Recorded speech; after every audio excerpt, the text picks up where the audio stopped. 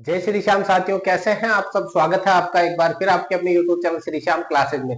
जी हाँ साथियों, आपकी जैसे कि बहुत ज्यादा डिमांड आ रही थी कि सर मैथ्स और साइंस की क्लास लेकर के आइए, तो आज मैं साइंस की क्लास लेकर के आया हूँ साथियों। सामान्य विज्ञान मानव शरीर तंत्र, ये क्लास आपके 4th ग्रेड में काम आएगी। यही क्लास आपके वीडियो के अंदर, पटवारी के अंदर, साथियों हर एक जो एग्जाम है उसके अंदर सबसे मेन रहने वाली है क्लास। खास तौर पे आर्मी के लिए भी रहने वाली है ये क्लास। साथियों मानव शरीर की अगर अपन आज बात करेंगे तो आज अपन पढ़ेंगे पाचन तंत्र के बारे में। उत्सर्जन तंत्र, पाचन तंत्र, शोषण तंत्र, हृदय का चित्र, रक्त परिसंचरण तंत्र, ये सभी के सभी अपने क्या है, शरीर का निर्माण करने वाले तंत्र है साथियों। तो सबसे पहले आज अपन बात करने वाले हैं पाचन तंत्र के बारे में। तो सबसे पहले अगर मैं चित्र बनाऊं साथियों, तो देखो चित्र के ऊपर नहीं जाना है आपको, आपको बस इतना सा देखना है कि हाँ समझ में आ रहा है या नहीं आ रहा, उस हिसाब से बात करेंगे साथियों। इस प्रकार से अपन को एक चित्र बनाना है, इसका डबल लेयर के अंदर लेना है इसको। डबल लेयर के अंदर लिया साथियों अपन ने। इसके बाद में इसका यहां से डबल लेयर के साथ में ही इसको यहां पर बंद कर देंगे साथियों। ये अपना हो गया है पाचन तंत्र। साथियों यहां पर बात करो, इसको कहते हैं अपन मुख। अभी सभी अंगों की बात करेंगे। चित्र में आपको दिखा देता हूं, इस प्रकार से मैं आज पढ़ाने वाला हूं। इस प्रकार से एक ही पेज में आपको नोट्स भी उपलब्ध करवा दिए जाएंगे, यहां सिर्फ समझना है साथियों। इसके बाद में पीडीएफ आपको टेलीग्राम चैनल पर मिल जाएगी। जैसे ही पाचन तंत्र होता है उसकी टेलीग्राम चैनल पर पीडीएफ मिलेगी। जैसे ही जो टॉपिक होगा उसकी टेलीग्राम चैनल पर हाथों हाथ पीडीएफ मिल जाएगी, जो अपना नोट्स है साथियों। नोट्स आप यहाँ साइड में देख सकते हैं, इस प्रकार से बहुत ही शानदार क्वालिटी में नोट्स बनाए गए हैं साथियों। सबसे पहले मुख, फिर अपन बात करेंगे नासिका की साथियों। देखो हर एक चीज के बारे में मैं यहाँ पर चित्र में लिख रहा हूँ। फिर आती है ग्रसनी, ग्रसनी मतलब उसको कहते हैं गर्दन। फिर आती है एक अपनी नली, जिसको कहते हैं ग्रास नली। क्या कहेंगे साथियों, ग्रास नली। इस आकार को कहेंगे आमाशय, इसको क्या कह देंगे अपन, आमाशय। आमाशय का जो ये भाग अंदर वाला है इसको कहते हैं छोटी आंत। क्या कह देंगे साथियों, छोटी आंत। अभी इनके बारे में विस्तृत चर्चा करेंगे, कौन सा कहां पर काम आता है। इसके बाद यहां से फिर ये बड़े वाला हिस्सा है जो इसको कहते हैं बड़ी आंत। क्या कहेंगे साथियों, बड़ी आंत। ये जो नीचे वाला हिस्सा इसको कहते हैं मल द्वार, मल द्वार। इसके बाद में साथियों यहां पर अपने एक जुड़ा हुआ रहेगा वृक्क, इसको कहते हैं अपन वृक्क।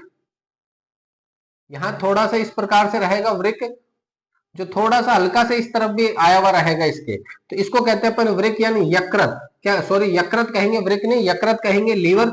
और इसके अंदर होती है एक पित्त की थैली, जिसको कहते हैं पित्ताशय। क्या कहेंगे, पित्ताशय। और इसके नीचे की तरफ एक जुड़ा हुआ हिस्सा रहता है साथियों, उसको कहते हैं अपन अग्नाशय। क्या कहेंगे, अग्नाशय। यहां पर ये हो गया। अब सबसे पहले साथियों ये तो इसके पार्ट हो गए, इन सभी पार्टों के बारे में आज अपन चर्चा करने वाले क्लास में। क्लास हो सकता है थोड़ी लंबी हो, तो साथियों अपन बात करें सबसे पहले पाचन। तो जब अपन जो भी चीज पढ़ेंगे उसके बारे में ये पता होना चाहिए कि पाचन कहेंगे किसको साथियों। साथियों पाचन का मतलब होता है भोजन के जटिल अणुओं का सरल अणुओं में टूटना। भोजन के जटिल या बड़े अणु, जटिल कह सकते हो या बड़े अणु, भोजन के जटिल अणुओं का सरल अणुओं में टूटना। भोजन के जटिल अणुओं का सरल अणुओं में टूटना किसके द्वारा, जैव रासायनिक क्रियाओं द्वारा साथियों। जैव रासायनिक क्रियाओं द्वारा भोजन के जटिल अणुओं का सरल अणुओं में टूटना किसके द्वारा, जैव रासायनिक क्रिया द्वारा भोजन के जटिल अणुओं का सरल अणुओं में टूटना ही क्या कहलाता है, पाचन कहलाता है मेरे साथियों। ध्यान देना, भोजन के जटिल अणुओं का सरल अणुओं में टूटना मतलब एक घास लिया आपने, ये बड़े वाला ग्रास लिया मुंह के अंदर। अब उसमें क्या करा, जैव रासायनिक क्रिया हुई, लार वगैरह मिली और ये जो ग्रास है छोटे छोटे टुकड़ों में टूट गया आपके, तो इसी को अपन ने क्या कह दिया साथियों, पाचन कह दिया। कई बार होता है ना कि अपना खाना पच नहीं पाया साथियों। क्यों नहीं पच पाया, क्योंकि वो जो काम है पाचन का, जटिल अणुओं को सरल करना, वो सरल नहीं कर पाया। जो भोजन जैसा आपने लिया है वैसा का वैसा ही है, उसको कहते हैं कि आज भोजन पचा नहीं है अपना। तो साथियों ये है पाचन किसे कहते हैं। अब ध्यान देना, सबसे पहले भोजन की शुरुआत होती है मुख से। मुख के अंदर एक होती है अपने, सबसे पहले अपन शुरू करते हैं होठ। होठ का भोजन के अंदर कोई काम नहीं है, सिर्फ और सिर्फ भोजन को पकड़ने का कार्य करते हैं साथियों। उसके बाद आते हैं अपने दांत। साथियों दांत का इंपॉर्टेंट है, सवाल आएगा दांत का। दांत होते हैं 4 प्रकार के, एक होता है कृतंक, रदनक, अग्रचवर्णक और साथियों चवर्णक। कृतंक, रदनक, अग्रचवर्णक और चवर्णक। साथियों इनकी संख्या आपको याद रखना 42 46। क्या संख्या, 42 46। 42 46 यानी 4 नीचे 4 ऊपर, यानी कि वापस 42 46 इनकी संख्या। दांत की संख्या साथी होती है कृतंक, रदनक, अग्रचवर्णक, चवर्णक। संख्या हो जाएगी 42 46। क्या हो जाएगी, 42 46। अगर आपसे पूछे कृतंक दांत कितने हैं, 4 और 4 8 दांत है, लेकिन अगर जोड़ी पूछे तो कितनी है साथियों, 4 जोड़ी है। इसके बाद में इनके कार्य पूछे जाते हैं, क्या कार्य, भोजन को कृतंक के से भोजन को कुतरना या काटना। साथियों ध्यान देना, क्लास को थोड़ा सा आराम से देखना साथियों, मैं कहता हूं ऐसी क्लास आपने नहीं देखी होगी आज से पहले, इतनी सरल और इतने मैं कहता हूं कि पाचन तंत्र के लिए लगभग लगा देते हैं 3-3 4-4 5-5 घंटे। साथियों मात्र 30 से 40 मिनट में पूरी क्लास हो जाएगी आपके, और ऐसा टॉपिक क्लियर होगा कि आपको कहीं और जाने की जरूरत ही नहीं पड़ेगी साइंस के अंदर। तो साथियों भोजन के कृतंक का मतलब होता है कुतरना या काटना, भोजन को काटना या कुतरना। चूहे के अंदर ये दांत पाए जाते हैं, कुतरना या भोजन को अपन जो सामने वाले जो दांत होते हैं वो क्या करते हैं, कुतरते हैं, काटते हैं, तो कर्तन। रदनक के रे से चीरना या फाड़ना। साथियों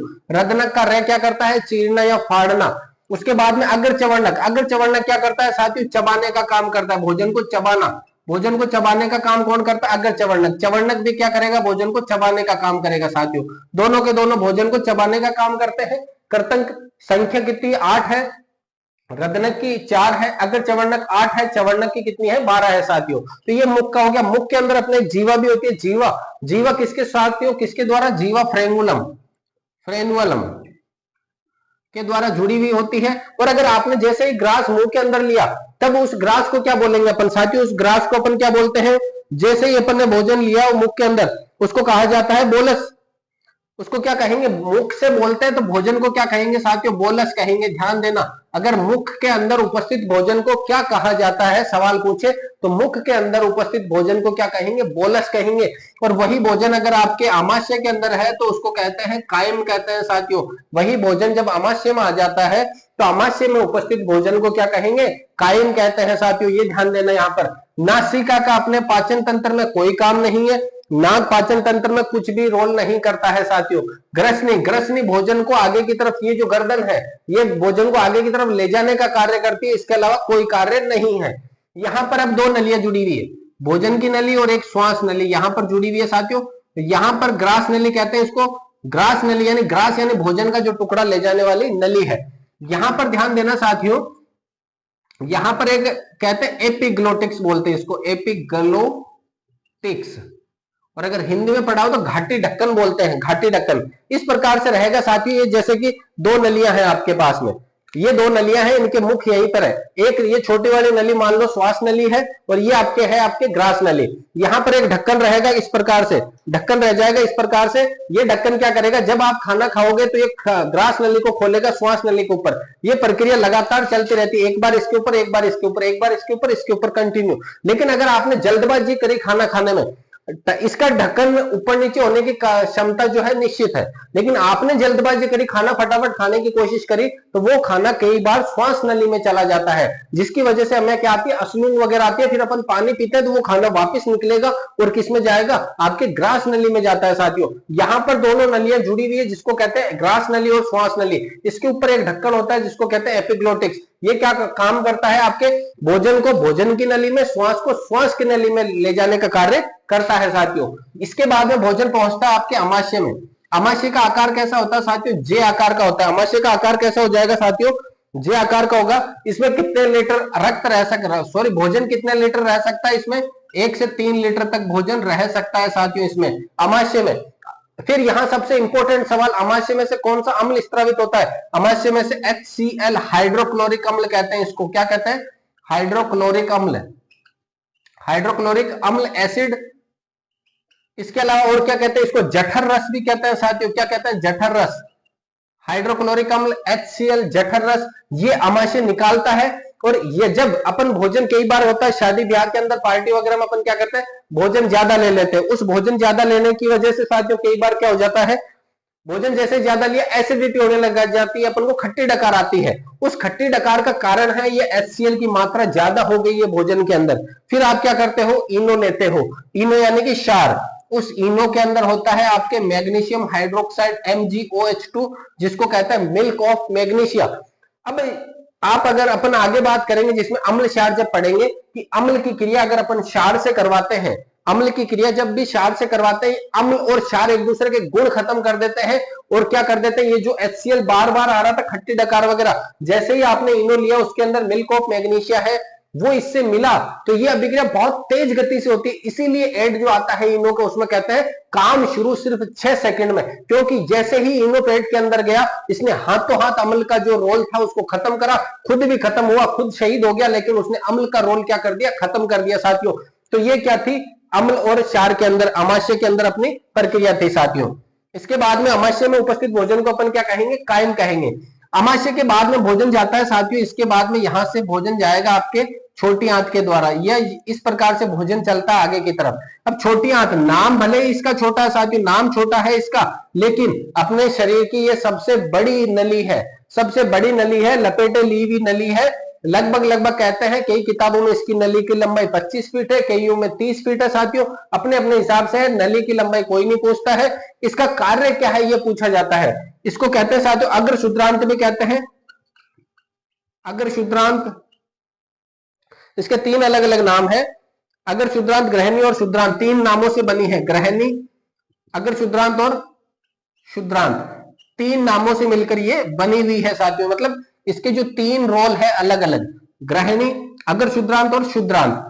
इसका सबसे मेन कार्य है इसका, ये भोजन के नाम इसमें इतनी लंबी है साथियों, इसलिए भोजन का सर्वाधिक पाचन कौन करेगी, यही नली करेगी। भोजन का सर्वाधिक पाचन, अगर प्रश्न पूछे आपसे कि भोजन का सर्वाधिक पाचन कौन सा अंग करता है भोजन का, तो भोजन का सर्वाधिक पाचन करती है साथियों छोटी आंत। इसके बाद बात करते हैं बड़ी आंत के साथियों। बड़ी आंत, यहां से भोजन गया, अब लास्ट पार्ट बचा है बड़ी आंत, यहां से फिर इसके बाद में जितना भोजन पचना था पच लिया, ग्लूकोज वगैरह ले लिया, आपके प्रोटीन ले लिया और आपके कार्बोहाइड्रेट वसा जो शरीर को चाहिए थी वो सब सोख ली शरीर ने, लेकिन फिर भी कुछ ना कुछ बच गया। उस बचे हुए भाग का शोषण कौन करेगी, बड़ी आंत। किसका करेगी, जल व लवण का, जल व लवण का शोषण करेगी बड़ी आंत। भोजन के किस पार्ट का शोषण बड़ी आंत करती है, बड़ी आंत को साथियों कहा जाता है आपके वृहदांत कहा जाता है, किताबों में लिखा हुआ रहेगा वृहदांत, वृहदांत लिखा हुआ रहेगा। ये भोजन में उपस्थित जल व लवण को सोख लेती है। ये इसको सोखने के बाद में साथियों क्या करती है, यहां पर जब इसके बाद में सोख लिया, अब जो भोजन बचा है वो अपने किसी काम का नहीं है, वो भोजन अपने किसी काम का नहीं है साथियों। जब किसी काम का भोजन नहीं है तो वो भोजन मल द्वार के रास्ते से बाहर निकाल दिया जाता है, जो भोजन अपने किसी काम का नहीं है साथियों। ये 20 सेंटीमीटर लंबा होता है, 20 सेंटीमीटर मल द्वार का जो रास्ता ना गुदा नाल कहते हैं, 20 सेंटीमीटर लंबी होती है। अंतिम जो सीरा है मल द्वार का वो 3 सेंटीमीटर होता है साथियों। तो ये थी अपने पाचन तंत्र के बारे में। अब इसके अंदर बात करेंगे अपन लार ग्रंथि, ये तो अपने अंग है, भोजन पाचन के प्रमुख अंग। देखो साथियों, प्रमुख अंग के अंदर 7 पार्ट काम करते हैं। पहला तो होता है मुख, मुख, उसके बाद में होता है ग्रास नली, अपने ग्रसनी, फिर तीसरा पार्ट होता है ग्रास नली, चौथा पार्ट होता है आपके आमाशय, पांचवा पार्ट होता है आपके छोटी आंत, सातवां पार्ट होता है साथियों आपके बड़ी आंत, पांचों के बाद छठा और सातवां पार्ट होता है मल द्वार। ये तो है आपके साथियों प्रमुख अंग, पाचन के प्रमुख अंग। अब अगर ग्रंथियों की बात करें साथियों, ग्रंथियां भी है 3। ग्रंथियां कौन कौन सी है, पहली है लार ग्रंथि, दूसरी है आपके अग्नाशय ग्रंथि और तीसरी है आपके यकृत ग्रंथि। साथियों कौन सी है, यकृत ग्रंथि। तो साथियों सबसे पहले अगर बात करें लार ग्रंथि की, लार ग्रंथि अपने मुख में कहां बनेगी साथियों, मुख में बनेगी लार ग्रंथि। मुख के अंदर जब अपन खाना वगैरह देखते हैं तो जो लार आती है उसमें कौन से एंजाइम पाए जाते हैं, ये सवाल सबसे मोस्ट है कि लार ग्रंथि में कौन से एंजाइम पाए जाते हैं। तो लार ग्रंथि में कौन से एंजाइम पाए जाते हैं, टाइलिन और एमाइलेज।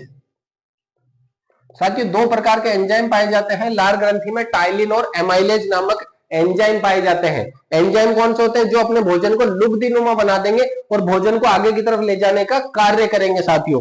इसके बाद में बात करें अग्नाशय ग्रंथि, अग्नाशय ग्रंथि के अंदर बात करें साथियों, इसमें से कौन सा हार्मोन निकलता है, इसके अंदर हार्मोन कौन सा निकलेगा साथियों, जिसकी वजह से मधुमेह रोग हो जाता है अपन को, कौन सा होता है मधुमेह रोग। इसमें से हार्मोन निकलता है इंसुलिन, इंसुलिन हार्मोन निकलता है साथियों। इसकी कमी या अधिकता से हमें मधुमेह, डायबिटीज, शुगर हो जाता है। शुगर भी 2 तरह का होता है, शुगर लो व शुगर हाई होता है।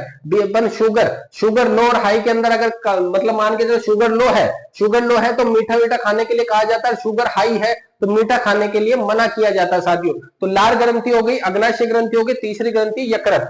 यकृत को हमारे शरीर की प्रयोगशाला कहते हैं। क्या कहते हैं साथियों?